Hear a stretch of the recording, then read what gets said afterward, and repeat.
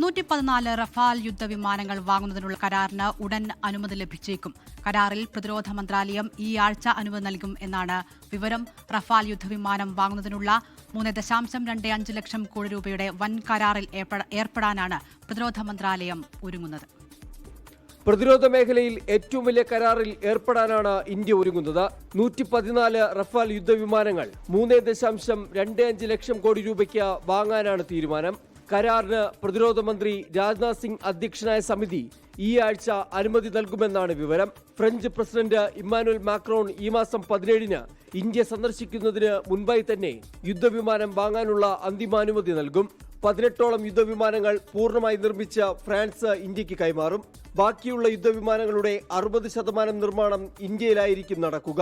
ഈ കരാറിലൂടെ ഇന്ത്യക്ക് ലഭിക്കുന്നത് റഫാൽ യുദ്ധവിമാനങ്ങളുടെ പുതിയ F-4 പതിപ്പാണ്.